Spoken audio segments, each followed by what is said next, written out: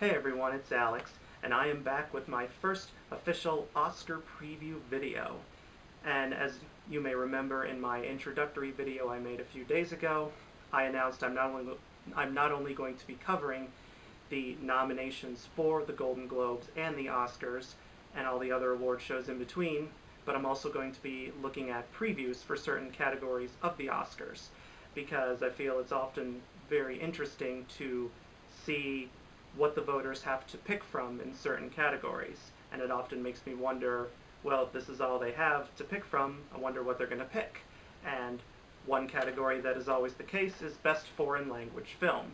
Every year the Academy always releases a statement indicating which countries are going to be competing this year and which films they've submitted. Now, the Best Foreign Language Film category is a very unique one because it's not chosen traditionally like other Oscar categories are, because every member in the Academy of Motion Picture Arts and Sciences belongs to a branch. If you're an actor, you're in the actor's branch. If you're a director, you're in the director's branch, etc., etc. And usually the branch always nominates the category that matches up with them. The actor's branch nominates the acting categories, the director's branch nominates the directing categories, but for Best Foreign Language Film, that's not the case because there is no Best Foreign Language Film branch in the Academy. What happens is a volunteer committee made up of members from several branches volunteers to get together, sit down, and watch all of these films. Now they split up into three groups to watch them because there's dozens upon dozens of films that they have to look at. This year, 81 films have been submitted for nominations for Best Foreign Language Film, and only 5 can actually be chosen. So, and that's a lot of time and effort required of these members, and many of these members, some of them might be retired, but others might be working professionals with busy day jobs. And what they do is, in these three groups, they will each pick their 3 favorite films, and then they'll come back together, each group will present their 3 favorites, and then from those 9 semifinalists, of which I'll reveal in a couple of months when that information becomes publicly available, from those 9 semifinalists they will pick the 5 films they like the most, or which get the most number 1 votes on their nomination ballot, and those top 5 will become the official Best Foreign Language Film nominees. Now, admittedly, I do not know most of these films. I've never heard of them. Most of them probably have not even played in the United States yet. But I have heard of a few, but I'll talk about them at the end. And some of these films have very interesting titles, mainly because these films their original name is in the language that they were presented in. And all these titles I'm about to reveal are the rough English translations of those titles. But I think some of them you'll find very interesting. Now, in regards to how these films can be chosen, it's a pretty tight process, actually. For instance, the United States is ineligible to compete in this category for obvious reasons, because even though there are certain sections of the United States where the main language is not English, there are not really many films the U.S. produces that are told in all or almost all in a foreign language. Other countries where English is the main spoken language, like Canada, Great Britain, Australia, they can submit films for consideration here, but those films have to be in another language most of the time. You can have a little bit of English in these films, but it must not overwhelm the foreign language that is spoken throughout the film. If a Canadian film wants to enter, the language would have to be something like French. A British film, the language would have to be something like Welsh. You get the picture. But they are eligible as long as they adhere to the foreign language requirements. And also, no country can submit more than 1 film. So it's 1 film only per country. And before they submit by the Academy deadline, the film must have played in theaters in that country before it's sent to the Academy. If it was a made-for-TV movie, it does not count. It's ineligible. If it was a movie that played only at a film festival and not in a wide or limited theatrical release, then it does not count either. It must have had some sort of theatrical release in the home country before it is presented to the Academy for consideration. Now what I'm going to do is I'm going to reveal the 81 films that are competing for this prestigious honor, and I may have to take a few sips of water because it's a very long list. And what I'm going to do is reveal these films in order by country. They're not listed alphabetically by name, but alphabetically by country. So bear with me, I'm going to try and read through this list as fast as we can. Here we go.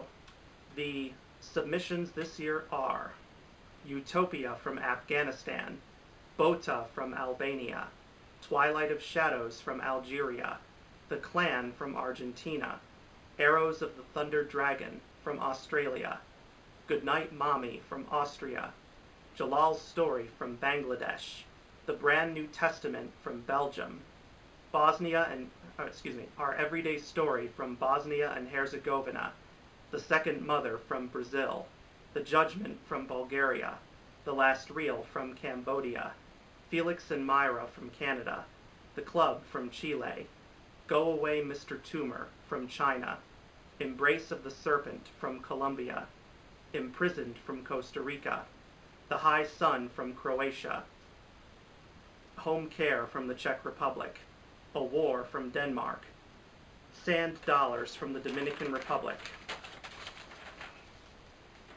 1944 from Estonia, Lamb from Ethiopia, The Fencer from Finland, Mustang from France, Moira from Georgia, Labyrinth of Lies from Germany, Xenia from Greece, Ixcanule from Guatemala, To the Foray from Hong Kong, Son of Saul from Hungary, Rams from Iceland, Court from India, Muhammad the Messenger of God from Iran, Memories on Stone from Iraq, Viva from Ireland, Baba June from Israel, Don't Be Bad from Italy, Run from the Ivory Coast, 100 Yen Love from Japan, Thebe from Jordan, Stranger from Kazakhstan, Babai from Kosovo, Heavenly Nomadic from Kyrgyzstan, Modris from Latvia, Void from Lebanon, The Summer of Sangale from Lithuania, Baby Alone from Luxembourg, Honey Night from Macedonia, Men Who Save the World from Malaysia, 600 Miles from Mexico, You Carry Me from Montenegro, Aida from Morocco, Talakjong vs. Tolke from Nepal, The Paradise Suite from the Netherlands, The Wave from Norway, Moore from Pakistan, The Wanted 18 from Palestine, Cloudy Times from Paraguay, NN from Peru, General Luna from the Philippines, 11 Minutes from Poland, Arabian Nights Volume 2 The Desolate One from Portugal, Aferim from Romania, Sunstroke from Russia, Enclave from Serbia, 7 Letters from Singapore, Goat from Slovakia, The Tree from Slovenia, The Two of Us from South Africa, The Throne from South Korea,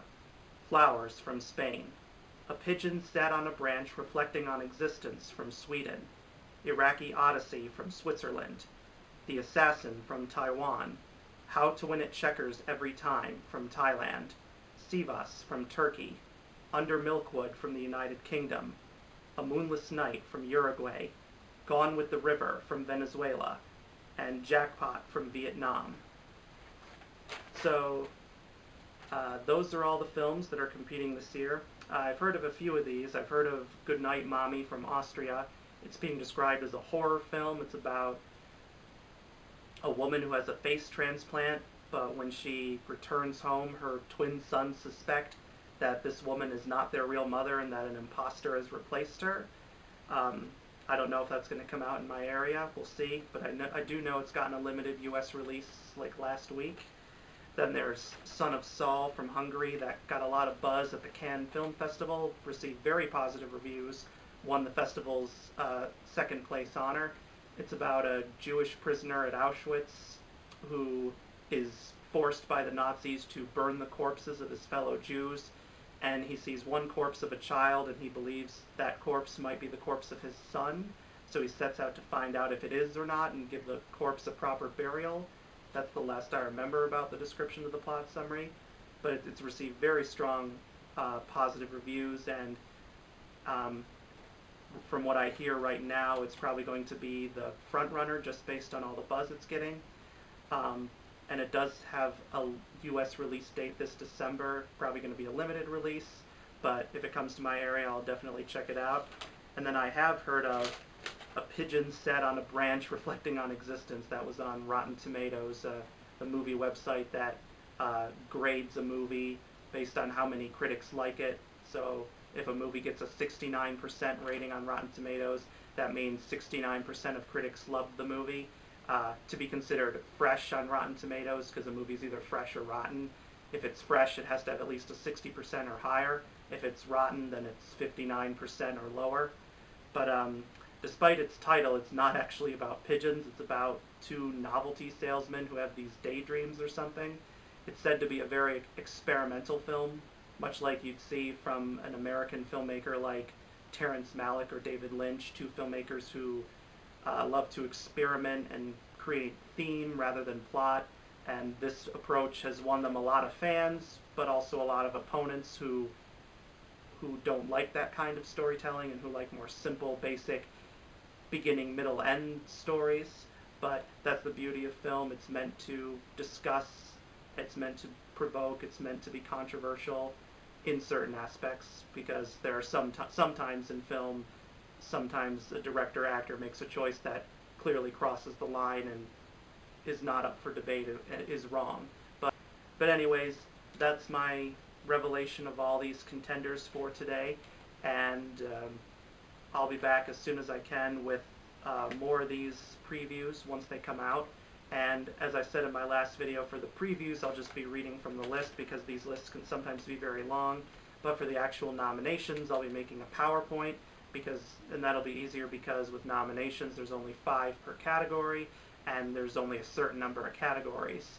And plus, for the nominations, I thought a PowerPoint might look a little more creative than just simply reading from a piece of paper.